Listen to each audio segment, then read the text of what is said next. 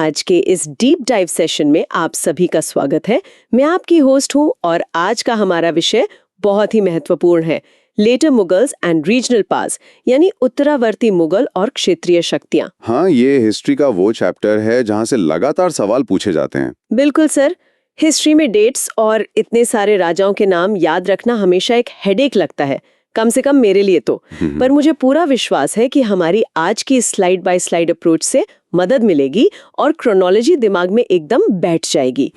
तो क्लास की शुरुआत करें। चलिए अब अगली स्लाइड देखते हैं। हाँ, ये पहली स्लाइड स्क्रीन पर आ गई है। इस पहली स्लाइड में हम उत्तरावर्ती मुगल यानी लेटर मुगल्स के पहले भाग पर फोकस कर रहे हैं। यहाँ हम मुख्य रूप से बहादुर शाह प्रथम और जहांगीर शाह के बारे में बात करेंगे। ठीक है। किस्सा शुरू होता है 1707 से, जब औरंगजेब की मृत्यु हुई। उसके मरते ही उत्तराधिकार का युद्ध छिड़ गया और इस युद्ध में मुअज्जम विजयी रहा। वही बहादुर शाह प्रथम के नाम से नया शासक बना। इसने तो आते ही थोड़ी नरमी दिखाई थी ना? हाँ, एकदम सही। उसने मराठों और राजपूतों के प्रति मैत्रीपूर्ण नीति अपनाई और संभाजी के पुत्र शाहू को आजाद किया। साथ ही सिख गुरु गोविंद सिंह जी को खिल्लत और उच्च मनसब दिया।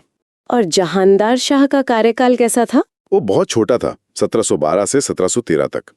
वो जुल्फिकार खान की मदद से राजा बना था। उसने सवाई जयसिंह को मिर्जा की उपाधि और मालवा की सूबेदारी दी और अजीत सिंह को महाराजा की उपाधि और गुजरात की सूबेदारी दी। सर, एक छोटा सा डाउट है मुझे।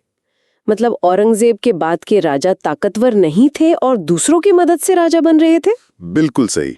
इसे ऐसे समझो जैसे एक पुरानी और बड़ी कंपनी का स्ट्रिक्ट सीईओ चला जाए और नए सीईओ को अपनी कुर्सी बचाने के लिए मैनेजर्स को प्रमोशन और उपाधियां देनी पड़ी। इनकी पकड़ कमजोर थी। ओह, अब समझ आई बात। एग्जाम के लिए ये पॉइंट बहुत इंपॉर्टेंट है। बहादुर शाह को शाह बेखबर और जहांगीर शाह को लंपट मूर्ख कहा जाता था। ये उपनाम एग्जाम में मैच द फॉलोइंग में पूछे जाते हैं। ये निकनेम सच में काफी फनी है, याद रहेंगे। चलिए अब अगली स्लाइड देखते हैं। ये दूसरी स्लाइड फर्रुखसियार पर है ना? हाँ, ये स्लाइड फर्रुखसियार और सैयद बंधुओं के बारे में है, जो मुगल्स का दूसरा भाग है। ओके। फर्रुखसियार ने 1713 से 1719 तक राज किया। वो सैयद बंधुओं, जिनके नाम अब्दुल्ला खान और हुसैन अली थे, उनके सहयोग से शासक बना था। इसने आते ही कुछ टैक्स हटाए थे शायद? सही कहा। उसने जजिया कर और तीर्थयात्रा कर समाप्त किया, लेकिन अंत में उसने सैयद बंधुओं के खिलाफ ही षड्यंत्र रचा। तो सैयद बंधुओं ने क्या किया? उन्हें पता चल गया और जिसके बाद उन्होंने उसकी हत्या करवा दी। इसके बाद राफी-उद-दरजात और राफी-उद-दौला जैसे अल्पकालिक यानी शॉर्ट टर्म पपेट शासक आए। और उसके बाद लंबा कार्यकाल आया ना? हाँ, फिर मोहम्मद शाह आया 1719 से 1748 तक, जिसका वास्तविक नाम रोशन अख्तर था। और इसी के काल में बंगाल, अवध और हैदराबाद स्वतंत्र राज्य बने। तो सैयद बंधु तो बिल्कुल रिमोट कंट्रोल लेके बैठे थे, जिसे चाहा राजा बनाया, जिसे चाहा हटा दिया। हाँ, बिल्कुल चेस के खेल जैसा, जहाँ प्यादे राजा बन रहे थे पर असल पावर खिलाड़ी के हाथ में थी। ये एग्जाम्पल सच में बेस्ट है। एग्जाम के लिए ये पॉइंट बहुत इंपॉर्टेंट है। फर्रुखसियार का उपनाम घृणित कायर और मोहम्मद शाह को रंगीला बादशाह कहा जाता था। साथ ही सैयद बंधुओं को इतिहास में किंग मेकर्स या नृप निर्माता कहा जाता है। किंग मेकर्स, ठीक है, नोट कर लिया। चलिए अब अगली स्लाइड देखते हैं। टेस्ट स्लाइड का टाइटल रोजा 1 थोड़ा अलग लग रहा है। हाँ, क्योंकि ये स्लाइड विदेशी आक्रमणों और मुगल साम्राज्य के अंत पर है, जिसे हमने रोजा 1 टाइटल दिया है। अच्छा, तो विदेशी आक्रमण में सबसे पहले कौन? 1739 में नादिर शाह का आक्रमण हुआ, जहां करनाल के युद्ध में मुगलों की बुरी तरह हार हुई। सुना है वो दिल्ली से बहुत कुछ लूट कर ले गया था। बिल्कुल।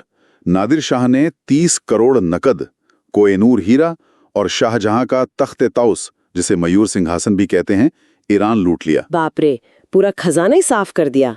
उसके बाद क्या बचा? फिर शाह आलम द्वितीय के समय 1764 में बक्सर का युद्ध हुआ, जिसमें अंग्रेजों से हार हुई और 1803 में अंग्रेजों ने दिल्ली पर अधिकार कर लिया। और फिर 1857 की क्रांति। हाँ, अंत में बहादुर शाह जफर आए, जो 1837 से 1857 तक अंतिम मुगल शासक रहे, जिन्हें 1857 विद्रोह के बाद रंगून निर्वासित कर दिया गया, जहां 1862 में उनकी मृत्यु हुई। सर, एक डाउट था। मतलब 1803 के बाद मुगलों के पास कोई पावर नहीं बची थी, वो बस नाम के थे। सही पकड़े। इसे एक रेंट पर रहने वाले टेरेंट की तरह समझो। महल उनका था, पर कंट्रोल पूरा ब्रिटिश का हो चुका था। वो बस टेनेंट थे।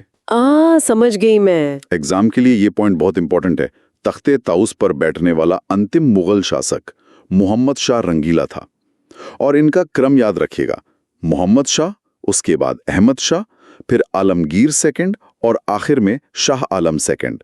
क्रम याद रखना थोड़ा ट्रिकी है, पर मैं रट लूंगी। चलिए अब अगली स्लाइड देखते हैं। हाँ, यहाँ से अब नए स्टेट्स की कहानी शुरू होती है। सही कहा। यहाँ से हम नवीन स्वतंत्र राज्य यानी न्यू ऑटोनोमस स्टेट्स देखेंगे। शुरुआत हैदराबाद और अवध से करते हैं। हैदराबाद के संस्थापक कौन थे? हैदराबाद की स्थापना 1724 में हुई थी और इसके संस्थापक निजामुल मुल्क थे, जिन्हें आसफ जां भी कहा जाता था। इसे वेलेस्ली की सहायक संधि यानी सब्सिडरी अलायंस स्वीकार करने का आरोप लगाकर डलहौसी ने मिला लिया।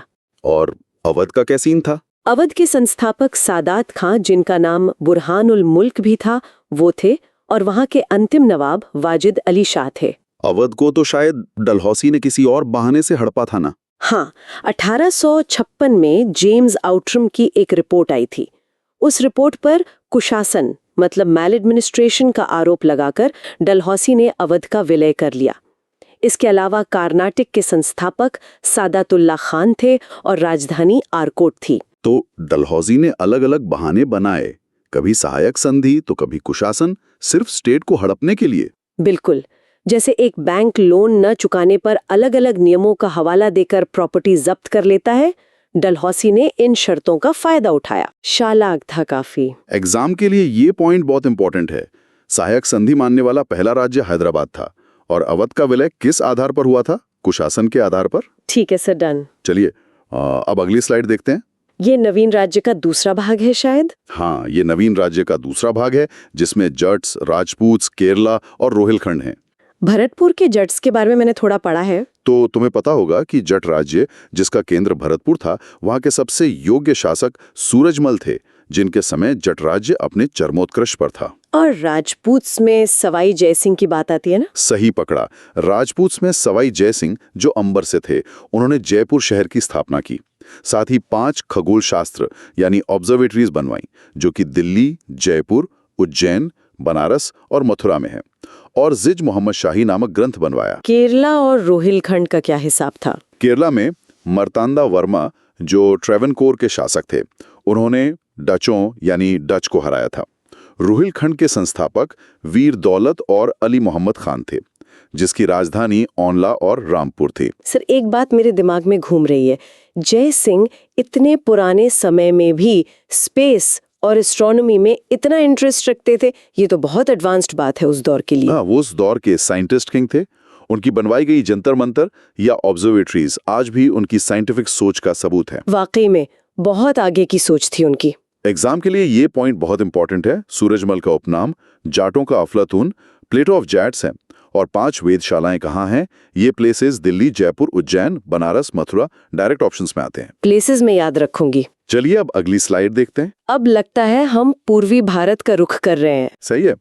अब हम बंगाल के नवाबों के बारे में पढ़ेंगे, मुर्शिद कुली खान से लेकर अलीवर्दी खान तक। मुर्शिद कुली खान ने इकोनॉमी को ठीक किया था ना? हाँ, मुर्शिद कुली खान ने 1713 से 27 तक बंगाल में स्वतंत्र राज्य की स्थापना की।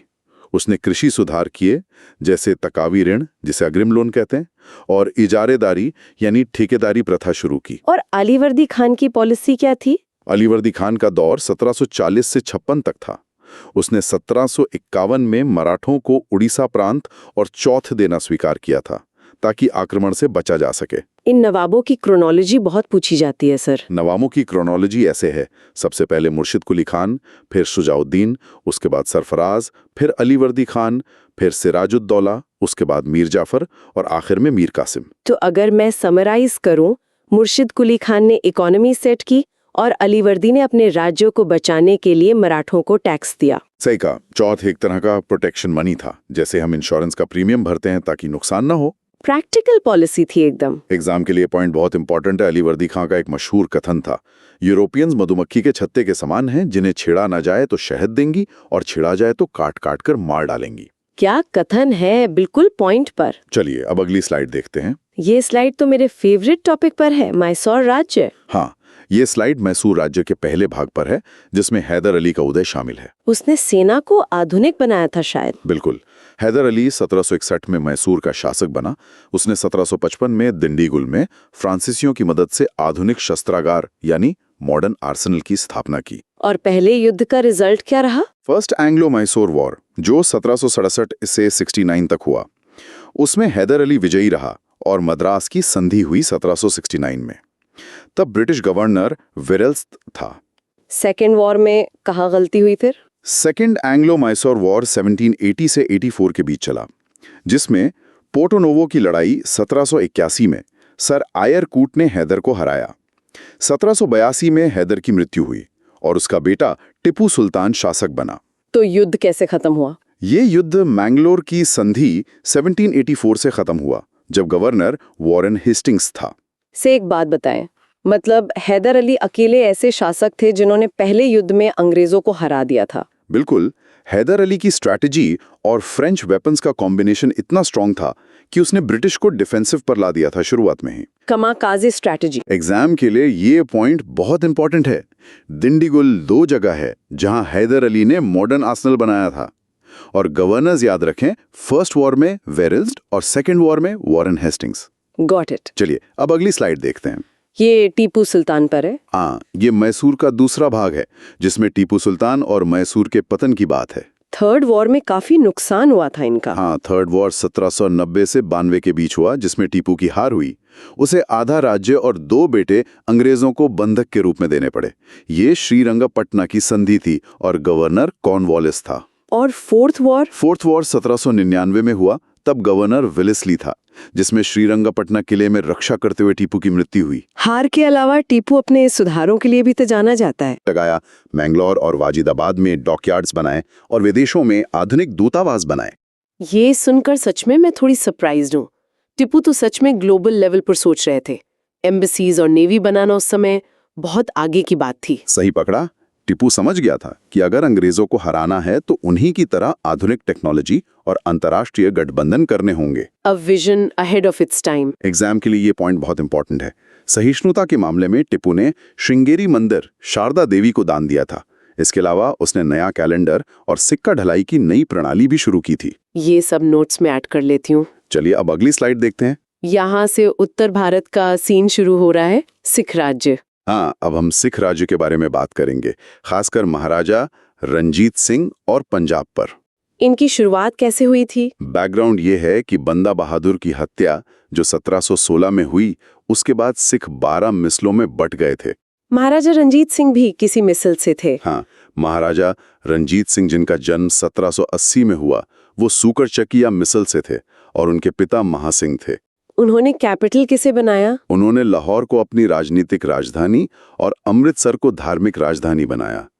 1809 में ट्रीटी ऑफ अमृतसर हुई रंजीत सिंह और चार्ल्स मेटकैफ के बीच, जिसकी शर्त ये थी कि सतलुज नदी को सीमा माना जाएगा। सब मिसल का मतलब क्या होता है? क्या ये अलग-अलग ग्रुप या क्लैंस थे? हाँ, मिसल को आप एक फेडरेशन के छोटे-छोटे मिलिट्री ग्रुप्स या स्टेट समझ सकते हैं। रंजीत सिंह ने इन सबको एकजुट करके एक विशाल सिख साम्राज्य बनाया। अच्छा, स्मॉल यूनिट्स को जोड़कर बड़ा एम्पायर। एग्जाम के लिए ये पॉइंट बहुत इंपॉर्टेंट है। रंजीत सिंह को कोहिनूर हीरा अफगान शासक शाह शुजा से मिला था और उनका संबंध सुकेरचकिया मिसल से था। ये सवाल कई बार आ चुका है। हीरे वाला क्वेश्चन तो काफी कॉमन लगता है। चलिए अब अगली स्लाइड देखते हैं। ये स्लाइड उनके पतन पर लग रही है। हाँ, ये स्लाइड एंग्लो सिख युद्ध और पंजाब के विलय यानी एनेक्सेशन के बारे में है। पहला युद्ध कब हुआ था? फर्स्ट एंग्लो सिख वॉर 1845 से 46 के दौरान हुआ। तब गवर्नर लॉर्ड हार्डिंस था। निर्णायक युद्ध सबराव में हुआ। रिजल्ट क्या रहा? 1846 की लाहौर संधि से दुलीप सिंह महाराजा बने और वहां ब्रिटिश रेजिडेंट तैनात किया गया। फिर सेकेंड वॉर कब हुआ? सेकेंड एंग्लो सिख वॉर 1848 से 49 के समय हुआ और तब गवर्नर दालहौजी आ चुका था। चार्ल्स नेपियर ने सिख सेना को हराया। इस दौरान कोई मुख्य घटना हुई थी? हाँ, इस दौरान मूलराज का विद्रोह एक मुख्य घटना थी। अंत में मार्च 1849 में पंजाब का अंग्रेजी राज्य में विलय हो गया। तो जैसे ही रणजीत सिंह नहीं रहे, अंग्रेजों ने 2 युद्धों में पूरे पंजाब को अपने कब्जे में ले लिया। बिल्कुल। रंजीत सिंह के रहते ब्रिटिश वहां आंख नहीं उठा सकते थे, पर उनके बाद की पॉलिटिकल इंस्टेबिलिटी का पूरा फायदा ब्रिटिशर्स ने उठाया। मौके का फायदा उठाना कोई इनसे सीखे। एग्जाम के लिए ये पॉइंट बहुत इंपॉर्टेंट है। पंजाब के अंतिम शासक दुलीप सिंह थे और पंजाब का विलय मार्च 1849 में लॉर्ड डलहौसी द्वारा किया गया था। डेट और गवर्नर दोनों क्लियर है। चलिए अब अगली स्लाइड देखते हैं। अब बारी आती है मराठास के। सही है, अब बात मराठा साम्राज्य की होगी, विशेष रूप से पेशवाओं के उदय की। शाहू छत्रपति जी की रिहाई से शुरू होता है। हाँ, शाहू को 1707 में मुगलों की कैद से रिहा किया गया। इसके बाद 1707 में ही खेड़ा का युद्ध हुआ शाहू और ताराबाई के बीच, जिसमें शाहू विजयी रहे। और उनका राज्याभिषेक 1708 में सतारा में उनका राज्याभिषेक हुआ। फिर बालाजी विश्वनाथ का दौर आया जो 1713 से 20 तक था। वो 1713 में पेशवा बने जिन्हें शाहू द्वारा नियुक्त किया गया। इनके समय में पावर शिफ्ट हुई थी ना? हाँ, इनके समय बदलाव ये हुआ कि पेशवा पद वंशानुगत यानी हेरिडिटरी और शक्तिशाली हो गया और छत्रपति नाम मात्र के रह गए। 1719 में उन्होंने फर्रुखसियार को हटाने में सैयद बंधुओं की मदद भी की थी। सर, मैं थोड़ा कंफ्यूज हो रही हूँ। मतलब असली पावर छत्रपति के हाथ से निकलकर उनके मिनिस्टर यानी पेशवा के हाथ में आ गई। सही समझे, जैसे आज के समय में प्रेसिडेंट कॉन्स्टिट्यूशनल हेड होते हैं, पर असली एग्जीक्यूटिव पावर प्राइम मिनिस्टर के पास होती है, वही रोल पेशवा का हो गया। Constitutional head versus executive head, best analogy. Exam के लिए ये पॉइंट बहुत इंपॉर्टेंट है। खेड़ा का युद्ध कब हुआ? 1707 में शाहू और ताराबाई के बीच। और दूसरा महत्वपूर्ण तथ्य, बालाजी विश्वनाथ के समय से सत्ता पूना यानी पेशवा के पास केंद्रित हो गई। याद रहेगा। चलिए अब अगली स्लाइड देखते हैं। इस स्लाइड में बाजीराव फर्स्ट है। हाँ, ये स्लाइड बाजीराव प्रथम से लेकर पानीपत के तीसरे युद्ध तक के मराठा इतिहास पर है। बाजीराव फर्स्ट ने तो मिलिट्री एक्सपेंशन काफी किया था। सही में, बाजीराव फर्स्ट ने 1720 से 40 तक राज्य किया। उन्होंने 1728 में पालखेड़ के युद्ध में निजाम को हराया और मुंगी शेवगांव की संधि की। वो 1737 में दिल्ली पर आक्रमण करने वाले पहले पेशवा थे। और उनके बाद नाना साहेब आए। हाँ, उनके बाद बालाजी बाजीराव आए जो 1740 से 61 तक थे, जिन्हें नाना साहेब भी कहा जाता था। 1750 की संगोला की संधि से सारे अधिकार पेशवा को मिल गए लीगल रूप से। पर फिर वो पानीपत वाला युद्ध हुआ। हाँ, फिर 14 जनवरी 1761 को पानीपत का तीसरा युद्ध हुआ। मराठा, जिनका नेतृत्व सदाशिवराव भाऊ कर रहे थे, उनका सामना अहमद शाह अब्दाली से हुआ। उस युद्ध में तोपखाना कौन संभाल रहा था? मराठा तोपखाना इब्राहिम खान गार्दी संभाल रहे थे, पर परिणाम मराठों की बुरी हार हुई। तो एक तरफ बाजीराव आए ने पावर बढ़ाई और दूसरी तरफ पानीपत में इतनी बड़ी हार हो गई जिससे पूरा मराठा एम्पायर हिल गया। हाँ, पानीपत की हार ने ये तय नहीं किया कि इंडिया पर कौन राज करेगा, बल्कि ये तय कर दिया कि कौन राज नहीं करेगा। क्या गहरा पॉइंट है सर। एग्जाम के लिए पॉइंट बहुत इंपॉर्टेंट है। पानीपत युद्ध की डेट याद रखना, 14 जनवरी 1761। और तोपची का नाम बहुत बार पूछते हैं, वो थे इब्राहिम खान गार्दी। तोपची का नाम नोट कर लिया। चलिए अब अगली स्लाइड देखते हैं। यहाँ एंग्लो मराठा कॉन्फ्लिक्ट शुरू हो रहा है। अब एंग्लो मराठा संघर्ष का पहला युद्ध समझेंगे। ये युद्ध स्टार्ट कैसे हुआ था? बैकग्राउंड ये है कि रघुनाथ राव, जिन्हें रघुवा भी कहते थे, उन्होंने अंग्रेजों से सूरत की संधि की 1775 में। बस यहीं से युद्ध शुरू हुआ। संधियां तो और भी हुई होंगी इस दौरान। बिल्कुल, फर्स्ट एंग्लो मराठा वॉर 1775 से 1782 तक चला। इस दौरान पुरंदर की संधि 1776 में और वडगांव की संधि 1779 में हुई। और युद्ध खत्म किस संधि से हुआ? युद्ध की समाप्ति सालबाई की संधि जो 1782 में हुई उससे हुई, जिसमें महादजी सिंधिया की मध्यस्थता थी। इस दौरान कोई बड़ा नेता सामने आया था क्या? हाँ, इस दौरान नाना फडणवीस एक प्रमुख नेता थे, जिनका मूल नाम बालाजी जनार्दन भानु था और उन्होंने 12 भाई काउंसिल का नेतृत्व किया। सर, ये 12 भाई काउंसिल क्या था? क्या ये कोई ग्रुप था जो राघोबा के खिलाफ था? बिल्कुल, ये 12 मराठा सरदारों की एक कमेटी थी जिसे नाना फडणवीस लीड कर रहे थे, ताकि मराठा एम्पायर को राघोबा की महत्वाकांक्षाओं और अंग्रेजों से बचाया जा सके। जैसे एक इमरजेंसी टास्क फोर्स। एग्जाम के लिए ये पॉइंट बहुत इंपॉर्टेंट है। नाना फडणवीस को मराठों का मैकावेली कहा जाता है और संधियों में सबसे मुख्य प्रथम युद्ध किस संधि से समाप्त हुआ? सलबाई की संधि 1782 से। मैथ्स द फॉलोइंग के लिए परफेक्ट पॉइंट है। चलिए अब अगली स्लाइड देखते हैं। ओह, लगता है ये आखिरी स्लाइड है। हाँ, ये आखिरी स्लाइड है जिसमें मराठा साम्राज्य के अंत और बाकी एंग्लो मराठा युद्धों के बारे में चर्चा है। सेकेंड वॉर का क्या कारण था? सेकेंड एंग्लो मराठा वॉर जो 1803 से 6 तक हुआ, उसका मुख्य कारण पेशवा बाजीराव द्वितीय द्वारा बसैन की संधि 1802 में स्वीकार करना था। उसके बाद सब अलग अलग हार गए। हाँ, इस युद्ध के बाद अलग अलग सरदारों से संधियां हुई, जैसे देवगांव की संधि भोंसले के साथ, सुरजियन जागांव के स्किंदिया के साथ और राजपुर घाट की होलकर के साथ। और थर्ड वॉर आखिरी था। बिल्कुल। थर्ड एंग्लो मराठा वॉर 1817 से 18 तक हुआ। इस समय गवर्नर लॉर्ड हेस्टिंग्स था। युद्ध का बहाना था पिंडारियों का दमन। परिणाम तो पूरी तरह पतन रहा होगा। परिणाम यह हुआ कि पेशवा पद हमेशा के लिए समाप्त कर दिया गया। अंतिम पेशवा बाजीराव द्वितीय को पेंशन पर बिथोर भेज दिया गया। मतलब बसीन की संधि ने वही काम किया जो सब्सिडरी अलायंस ने बाकी राज्यों के साथ किया था। एम्पायर का दी एंड। बिल्कुल वही बात है। बाजीराव द्वितीय ने अपनी कुर्सी बचाने के लिए अंग्रेजों की शर्तें मान ली और पूरे साम्राज्य की आजादी गवा दी। हिस्ट्री अपने आप को रिपीट करती है। एग्जाम के लिए ये पॉइंट बहुत इंपॉर्टेंट है। बासीन की संधि 1802 सबसे निर्णायक थी, क्योंकि इससे मराठों ने प्रैक्टिकली सहायक संधि स्वीकार कर ली। और दूसरा, अंतिम पेशवा कौन था?